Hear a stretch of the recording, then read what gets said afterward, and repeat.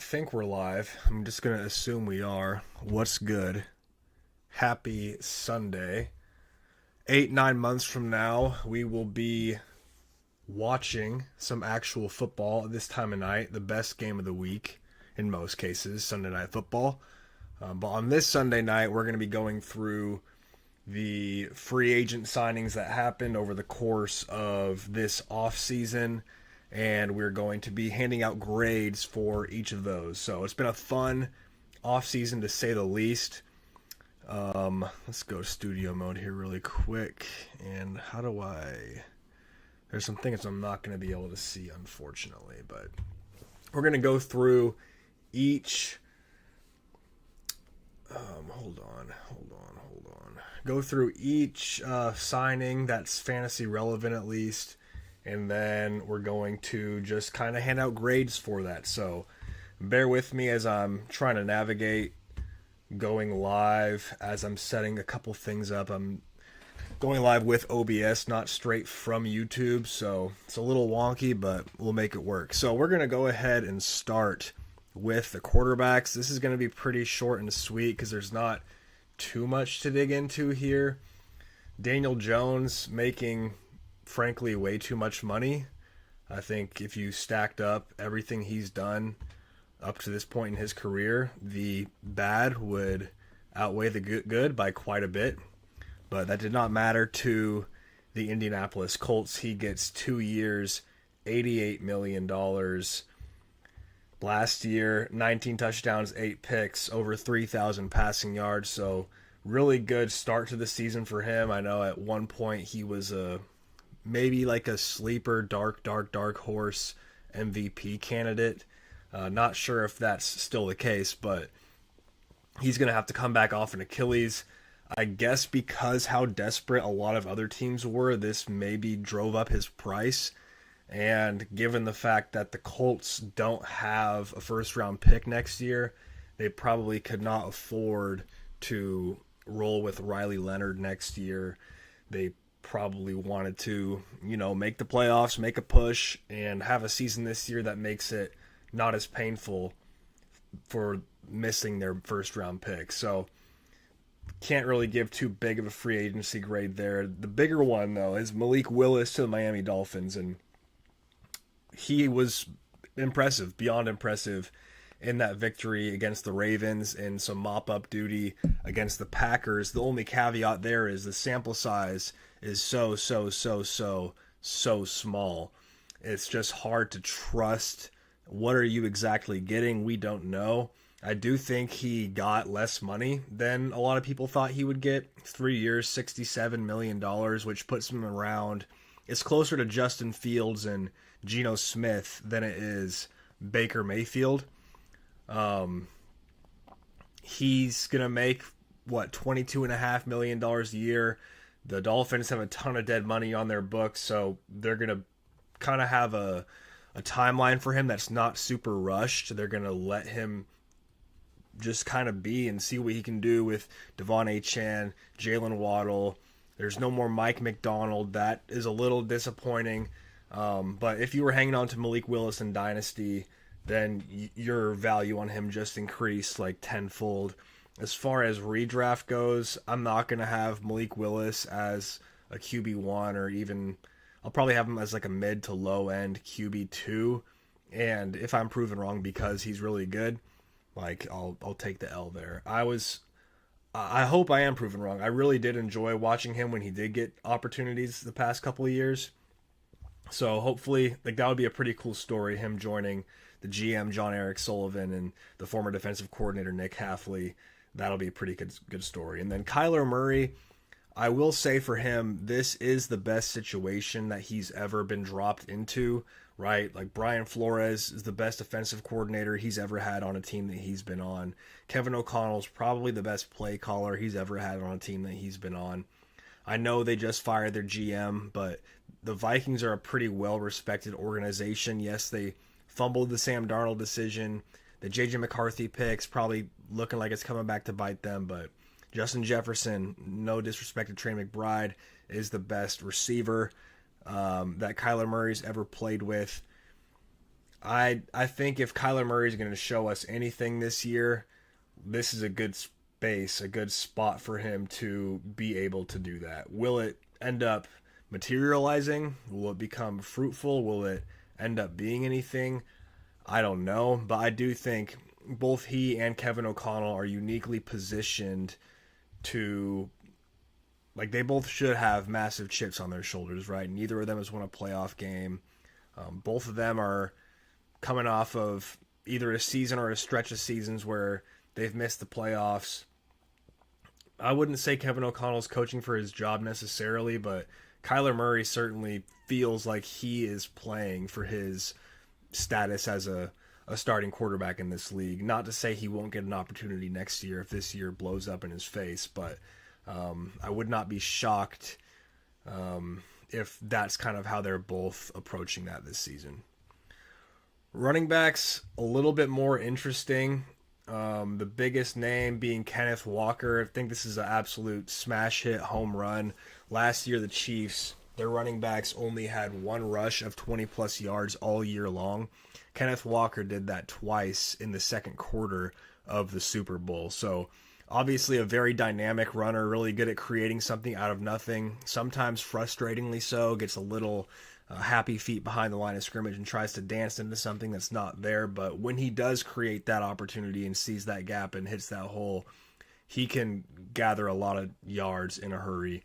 And thankfully for his sake and for fantasy managers' sake, there is no Zach Charbonnet in Kansas City. There is the rookie pass catching back they had last year. Was it Brashard Smith? Got a little bit of opportunity when Pacheco was out with his leg injury. He's still there. The Chiefs probably will, I would imagine, add a running back in free agency unless they bring back Kareem Hunt. But this is a home run for Kenneth Walker, who just had one of the better playoff runs we've seen for a running back. I love this for Kansas City. Brett Veach at the Combine said that he wants to get more explosive in the running game. As an offense, he wants to use the running game more. It makes sense. You have your franchise player, one of the poster childs of the NFL, coming off of the biggest injury of his career in Pat Mahomes. You have a lackluster pass catching group. Xavier Worthy has disappointed, to put it lightly. Travis Kelce is probably 50% of what he was at his prime. Rashee Rice, really productive player when on the field. Seems like there's some lingering question marks there with some headlines he's made for the wrong reasons. I'm not going to speculate. I have not been reading up on that, so I'm not going to indict someone or, create false accusations or claims when I don't have those pulled up in front of me. But it's kind of written on the wall for Kenneth Walker to come in and just be an absolute workhorse for the Chiefs, which he hasn't really gotten a ton of opportunity to do before. So I think he fits in there really well. Going to have some extra juice to that game, the run game that is, and I think that's going to be pretty interesting. Another guy I'm really high on, I guess I didn't give grades out for those other positions. Cycling back real quick. Daniel Jones, C, because he's staying in the same position. Malik Willis, C+. If you had him in Dynasty, it's an A. If it's just redraft, like from Green Bay to Miami, he's probably a downswing, but because he's going to be a starter now, that gives him a bump. And then, what was the other quarterback? Was there another? Oh, Kyler Murray. I would give that like a B+ for Kyler Murray, just because I think he's going to be given the opportunity to start there. Kenneth Walker, A+, no-brainer. And then Travis Etienne, I'm going to give a B+ as well. I know he's leaving Liam Cohen's offense. I know he just had 1,400 yards and 13 touchdowns. But the Saints have invested heavily in their offensive line the past couple of years. They spent their first-round pick in each of the past 2 years on an offensive tackle. So they've bookended their offensive line with who knows, how their careers will develop, but seem like promising pieces. They just signed a guard from the Bills, I believe, David Edwards. And from a fantasy perspective, it's about talent and opportunity. And Alvin Kamara got a lot of opportunity early on in the season last year. He's probably not getting any fresher from last year to this year. It looks like the tread on those tires is wearing pretty thin. And then just look at the weaponry the New Orleans Saints have. Juwan Johnson had a nice year. Chris Olave had an excellent year, but outside of that, there's really not much there. They traded a fifth, I think, for Devon Vele. I think, did they bring Brandon Cooks back for a little bit? I'm not sure if I'm mistaken there. They had Mason Tipton, I think. They were just throwing whoever out there to see if anything stuck. And now they do have a legitimate dual threat running back option who can run the ball outside. He can run the ball between the tackles. He's a really good receiver. He showed that a lot last year in Jacksonville. He was 12th among running backs in yards after the catch per reception. Not the most physical runner, but he's not some like weakling. He's not going to just get blown up when he gets tackled. Like, he will fight through some contact. I really like this for the Saints, specifically when you give running back $12 million a year. You're heavily investing in that player. You're hoping to use that player to take pressure off of your young quarterback, who Tyler Shuck had a pretty good stretch toward the end of last season. So it'll be interesting to see if they kind of allow him to use last year as a runway to this year, and can he start putting together some of those seasons he had early on in his career, that being Travis Etienne. I did want to talk a little bit about Rico Dowdle. If we're going to compare Rico Dowdle's like peak last year to anything, like, we're going to give this new grade like a D or an F, right? We're not expecting him to come into any team, at least I'm not expecting him to come into any team and replicate the effort he had during that stretch where it was one of the greater handful of game stretches in NFL history.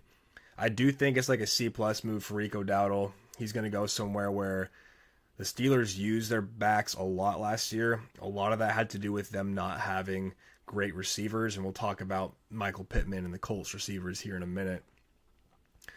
I do think that Rico Dowdle will be used as, a bruising running back, get his 12 to 14 carries. But I want to focus on Jaylen Warren. My initial reaction when I saw this was like, oh, that sucks for Jaylen Warren. That's it. Like, I should have sold him in my dynasty leagues. But upon looking at some numbers, Kenneth Gainwell did have 75 catches last year and 83 targets. I don't expect them to throw to the running backs as much as they did in the first year under Mike McCarthy. But something actually I got pulled up here to keep an eye on. Dowdle did play for the Cowboys when Mike McCarthy was the Cowboys coach. So that is something to keep an eye on. But I think as far as the passing game involvement goes, I think that Kenneth Gainwell's leaving 80-something targets on the table. Jaylen Warren's going to pick up a good chunk of those. He is the better receiving back between the two. So in a time where a lot of people are really down on Jaylen Warren because of the Rico Dowdle signing, I think he maintains his value. I don't think it takes a hit. I actually think it takes a little bit of an uptick. I'm giving that one a C+ as well. For Rachaad White to the Commanders, kind of surprising given the contract. It's 1 year, $2 million. I'm guessing he just wants to, he's only 27 years old. Surely there were better offers for him out there. Maybe he took a team-friendly deal to go play with Jaden Daniels. They were teammates together at Arizona State. I like Rachaad White. He had a really good season a handful of years ago. How does he fit with the team? Was Bill's long touchdown run against the Cowboys at the end of last season enough to give him another big opportunity? I would say he gets one. I would need to look at the Washington Commanders depth chart and see who do they have. Is Chris Rodriguez still there? Actually, let's go to Washington Commanders Spotrac. I'm assuming that he's going to get more run than Rodriguez. I'm assuming he's going to get more run than McNichols. They have Chase Edmonds on the team. I didn't even know he was still in the league. Bill, Chris Rodriguez, Jeremy McNichols. That's not even the right salary cap thing. Position, running backs. Rashad White, did they sign Jerome Ford too? I think he's going to have a chance to take over that backfield, and if they're not adding any other significant names, I do think that there is some upside there for Rashad White. Given that he was behind Bucky Irving and now he has a chance to be the lead back, which he never had the chance to do back when he was in Tampa Bay, I'll give this a B for Rashad White just because he's going to have an opportunity now that he previously did not have. Let's go here. Next position, shall we? Oh wait, no, we still got some more names to dig into. I'm tripping. We got Tyler Algier to the Arizona Cardinals. This one hurts as a Trey Benson truther and as someone who Tyler Algier had 1,000 yards as a rookie. To see him go to a team that, like, I guess if I could rank the Cardinals running backs, I would rank them Tyler Algier 1, and then James Conner and Trey Benson would kind of be on the same playing field there. I don't know how I feel about, like, for Tyler Algier, I guess his grade would be like a C+, because I think he's going to have an opportunity to be the lead back in Arizona. Again, just like Rashad White for the Buccaneers, he was never going to have that chance to do that in Tampa Bay. For James Conner, it's a D+, and for Trey Benson, same thing, D+. Trey Benson had a huge opportunity last year to take over that backfield and be a player that was really an ascending asset. And because he got hurt, he didn't play again after being shut down. I wonder if there are concerns about that. Maybe it's an Algier-Benson split and James Conner's just there for, leadership and one last hurrah. He's spent the past, 4 years there in his career. But overall, just kind of a gross backfield. They still haven't named a starting quarterback. Don't know if that's going to be Jacoby Brissett or who, but that's where we stand there. A few other guys will rapid fire through. J.K. Dobbins, I think this is actually good for R.J. Harvey. I've seen some takes that it's bad for R.J. Harvey. My take is if the only thing stopping R.J. Harvey from a workhorse role is J.K. Dobbins, you guys are in pretty good shape. Kenneth Gainwell to the Buccaneers, think he's going to be about what Rashad White was for them last year. Aaron Jones coming back to the Vikings. I think they'll probably target a running back in the draft, And then Isaiah Pacheco to the Lions. I've never felt Isaiah Pacheco is that good of a player relative to starting running back standards. Respectfully, I think this is A+++ for Jahmyr Gibbs. And that was the case with David Montgomery next to him. You replace Montgomery with Pacheco, it's even better for Jahmyr Gibbs. On to receivers, shall we?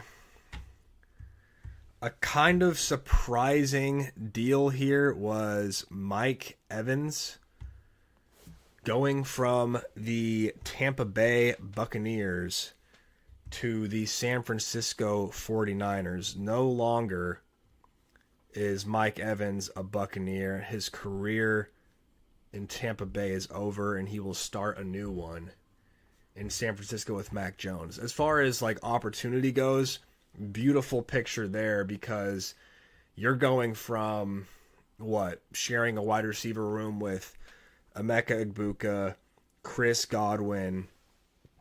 That's a pretty strong group right there. Kate Otten had his fair share of moments too. Tez Johnson came on late a little bit when injuries popped up.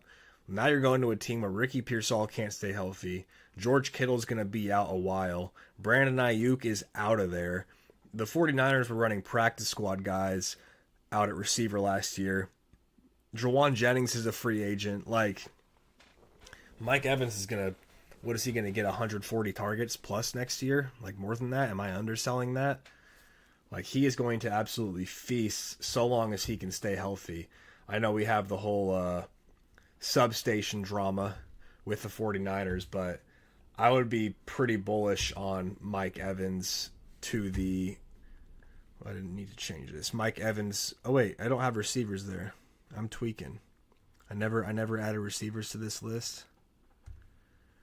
Gosh diggity darn it. Let's see if I can go in here and do that really quick. Add topic. Let's go. New topic. We're going to go wide receivers. You guys are seeing some editing happen in real time.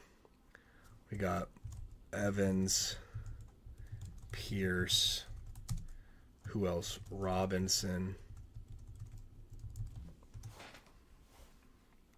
That'll have to do. Well, let's go interact. Bang. It's a work in progress. We'll get there though. Yeah, I really like that. It's an A+ for Mike Evans. Alec Pierce re-signing, it's got to be a positive because not only did they ship away Michael Pittman, but if you're going to pay a guy $114 million over 4 years, you better utilize him and you better make him more than a one-trick pony. I definitely expect his role to grow. So we'll go B for Alec Pierce. He did lead the NFL in yards per catch, not just last year, but the year before that as well. But a guy I really want to focus on here is Josh Downs. Tyler Warren and Alec Pierce are going to be trendy picks in drafts next year no matter what, just because of A, the contract, and B, no more Michael Pittman means, hey, he had 111 targets. A lot of those are going to get funneled to Tyler Warren, and that's true. I think that's going to be the case. But I think the biggest beneficiary who's going to give you the biggest bang for your buck next year in drafts is Josh Downs. If I were to pull up Josh Downs last year, let's go to the Indianapolis Colts receivers. Last year, Josh Downs had a 17% target share. Michael Pittman actually led the team in targets, 6.5 per game. Alec Pierce was next with 5.5. Josh Downs had 5.3. Tyler Warren 6.2. Pittman's leaving 6.5 targets per game up for grabs. I think a good chunk of those are going to go to all those guys, but the guy that no one's talking about who will probably be a pretty productive player next year is Josh Downs. I want to say down the stretch of the season, if we just go weeks like 10 to 17, Josh Downs, I mean, he wasn't putting up good numbers basically all year. He had a little stretch here and there. Where did he peak out at? Wide receiver 42. Josh Downs finished as wide receiver 45, so he's going to be cheap, and I think he's going to have a pretty dang good opportunity to get some valuable touches next year. Other receivers to talk about. Wan'Dale Robinson, I give him a B+. I don't know if he gets 1,000 yards and 140 targets next year, depending on who they add in the draft. But if he would have stayed in the Giants, he would have wound up losing targets to Isaiah Likely and a healthy Malik Neighbors. Now he goes to the Tennessee Titans, where his only competition is really going to be, I know Chimere DK had a pretty good year. They got, who else do they have on the team? Like, they're going to draft a receiver? Chigo Okonkwo's out of there.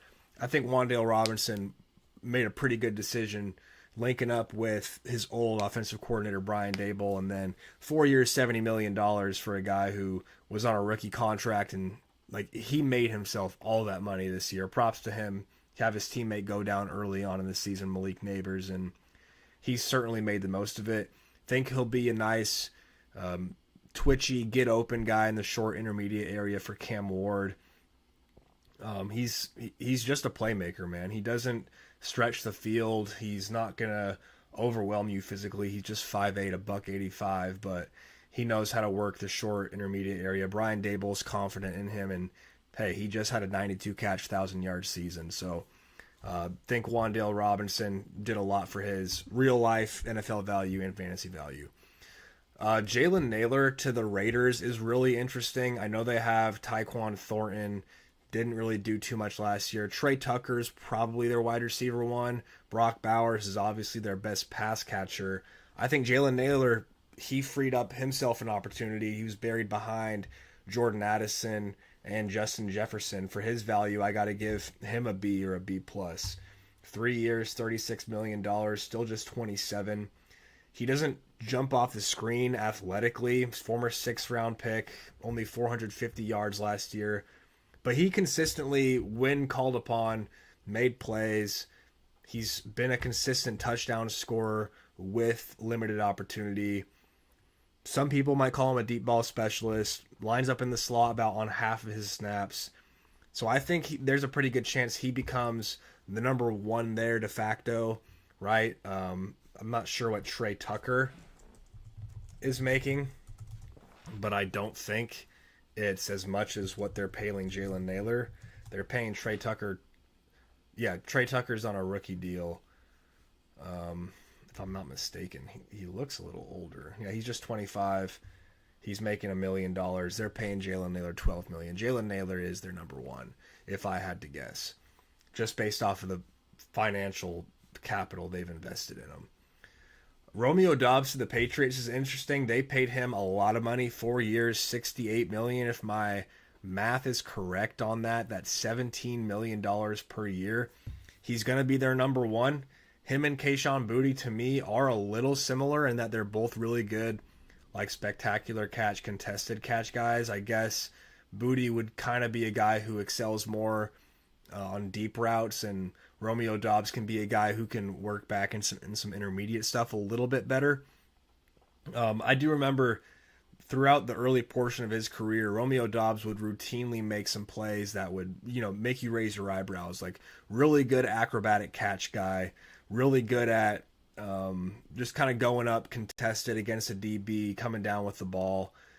Had his fair share of drops, I want to say, toward the end of the season and in the playoffs, but it's cool to see him get an opportunity on a team that, like, theoretically should funnel some targets to some of their better players.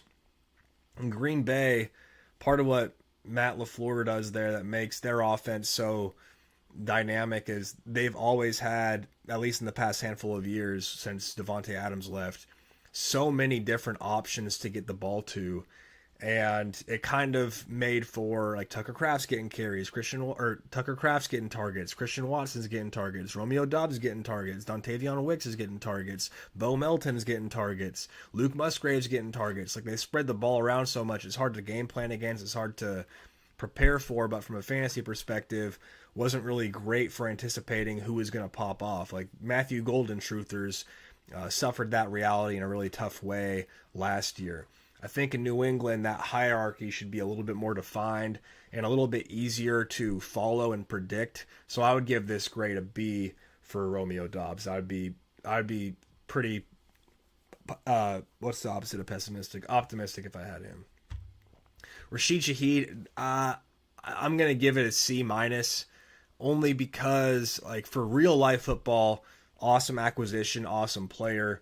In the return game, is there a better guy in the league at fielding a punt or a kickoff and giving you the option of maybe taking it to the house? The answer is no. He's the best in the league at that. With that said, they hardly used him last year. I want to say he got traded around week 9, week 10. And if we just look at Rashid Shaheed, let's see, when did they get him? They went and got him in week 7, 6. He was not on the team in week 6. No, so this database is wrong. But Rashid Shaheed, target share, he was getting 2 targets per game, an 11% target share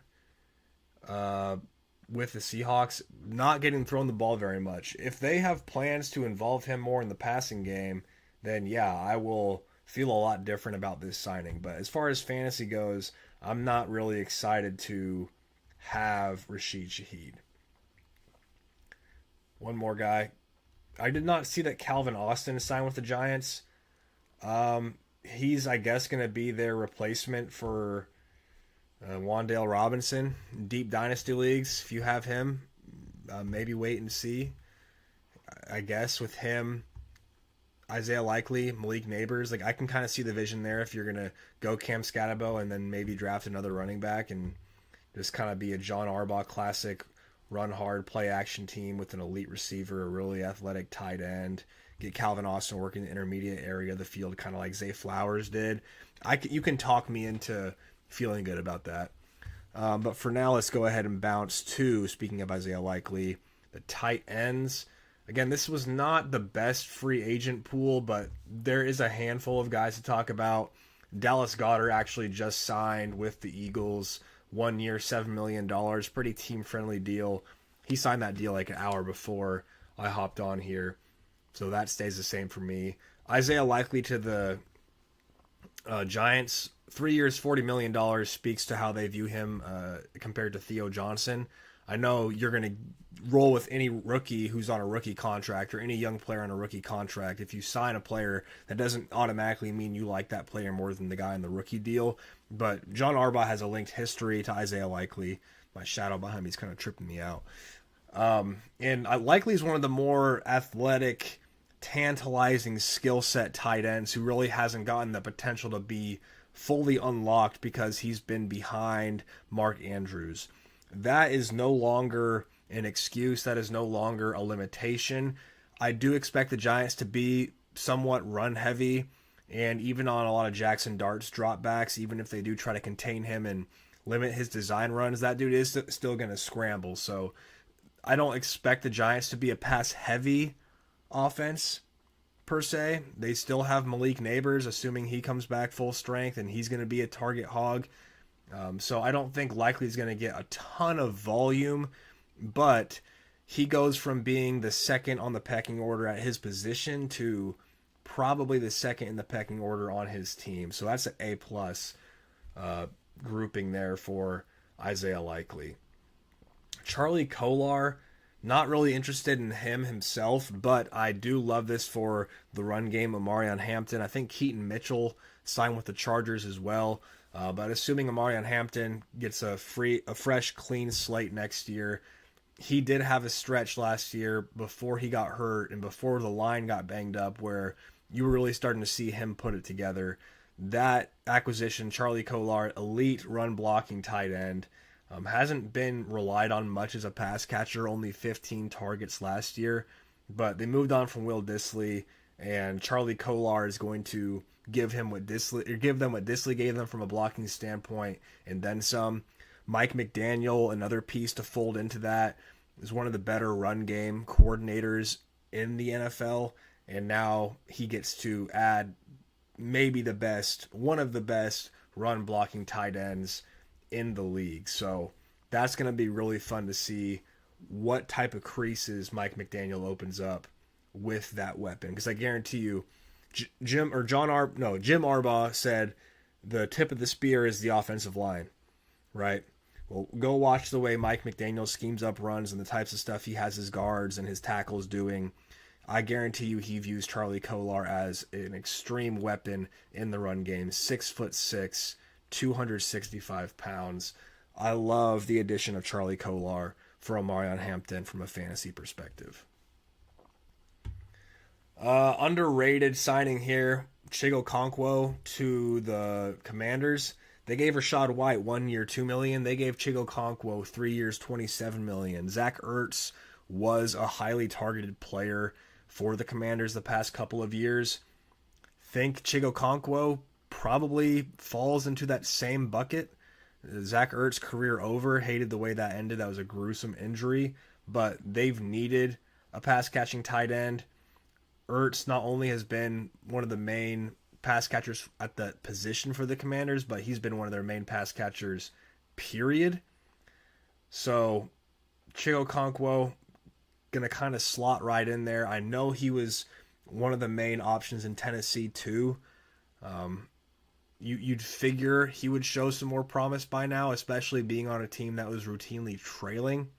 So I'm not going to just fall in love with the athleticism and the skill set and the idealistic what if Chigo Okonkwo, because I think we've done that for the past few years. But I'll give it a C+. Maybe a change of scenery, a quarterback who has proven he likes throwing to his tight end. Maybe that lends itself to some positive results.